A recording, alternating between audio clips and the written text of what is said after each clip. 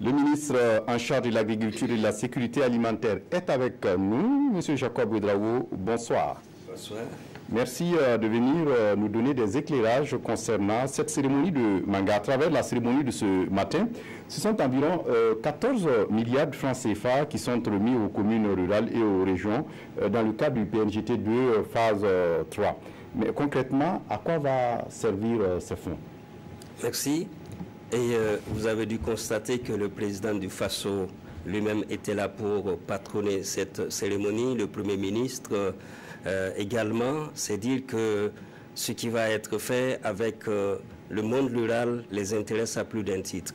Le PNGT2 est un programme dans notre pays qui s'occupe de la gestion des terroirs et qui accompagne les communautés rurales dans les actions de développement, notamment dans l'agriculture, mais aussi dans des infrastructures structurantes qui permettent justement d'améliorer un tant soit peu la qualité de vie des producteurs.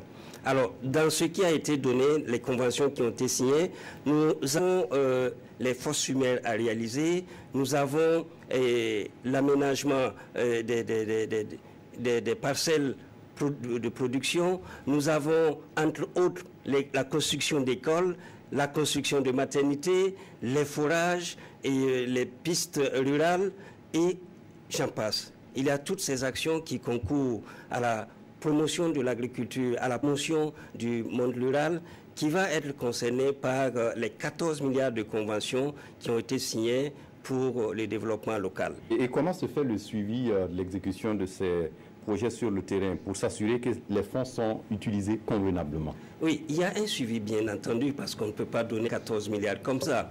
D'abord, les premiers responsables pour accompagner le suivi de ces projets, c'est les gouverneurs de région. Ils ont été interpellés pour accompagner justement les communautés locales, les maires, pour la mise en œuvre de ces actions, de toutes ces activités qui sont contenues chacun dans sa convention. Il y a le PNGT qui est concentré jusqu'au niveau de toutes les provinces et des grandes communes.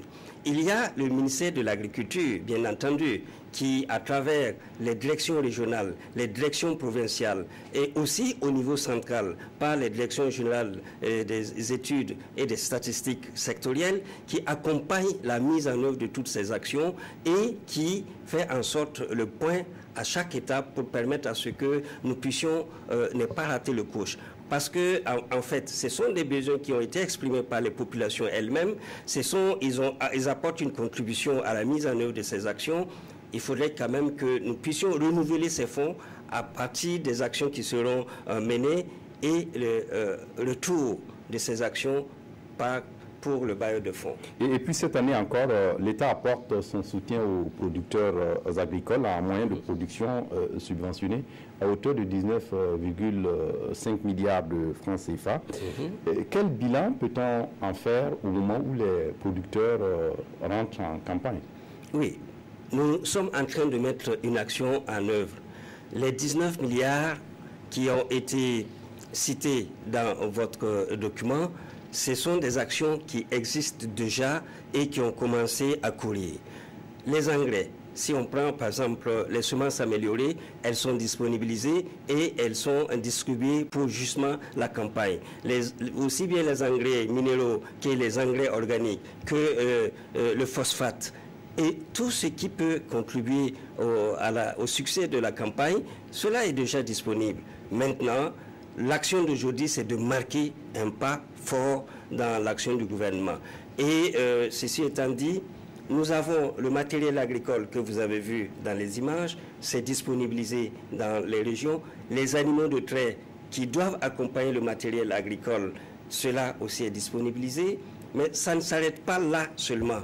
Et dans les 19 milliards, nous avons prévu 505 millions pour l'encadrement des populations et pour justement faire reconnaître les actions fortes du gouvernement par 111 motos qui existent déjà pour justement les équipes de terrain dont nous avons recruté 1019 accompagnants qui sont déjà sur le terrain. Et nous faisons en sorte que les motos qui sont affectés lors de notre lancement et 200 motos attendent d'être affectées également. Donc il y a tout ça. Donc autant d'actions pour justement marquer l'année 2017. Oui, justement, nous sommes en début de campagne. Est-ce que vous avez fait un tour déjà dans les champs? Comment on peut oui, nous sommes en début de campagne. Et, nous n'avons pas commencé notre programme de visite terrain, puisque vous savez qu'au niveau du ministère, chaque année, la saison humide, le ministre de l'Agriculture est avec les producteurs sur le terrain. Nous n'avons pas commencé cette campagne. Mais nous faisons un suivi régulier et même qu'il y ait un bulletin cadet qui fait ressortir à chaque étape qu'est-ce qui est sur le terrain, quel est le qui est fait, quelles sont les espérances et les espoirs et les dispositions il faut tout de suite au cas où il y a un problème précis. Donc vous avez un retour de l'installation de la campagne? Permanemment. Oui, je dit dans ton titre à Dano, dans le Yoba, il y a une attaque de chenilles dans les champs qui inquiète. Au niveau national, cette information, et comment on peut déjà endiguer, quelles sont les mesures pour endiguer certainement le phénomène s'il veut avoir... Oui, en fait, effectivement, au niveau du Yoba, il y a une attaque de chenilles et j'ai été saisi par le maire de Dissine pour dire attention à une alerte. Et au moment où cette information me parvenait par le maire de Dissine, nos équipes étaient déjà informées de la situation et une équipe était déjà sur le terrain. Ce n'est pas les Yoba sur les cascades, il y a une attaque et aussi au débat.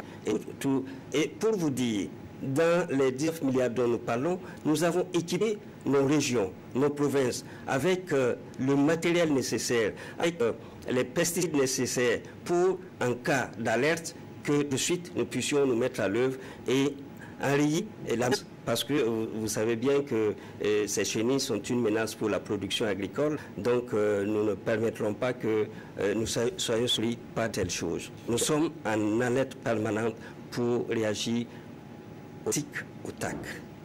Merci à vous, Jacob Ouédraogo. Je rappelle, vous êtes le ministre en charge de l'agriculture et de la sécurité alimentaire et vous êtes venu nous parler de la cérémonie de Mangad ce matin qui a consacré un certain nombre de dotations aux producteurs agricoles du Burkina. Merci d'être venu. Merci.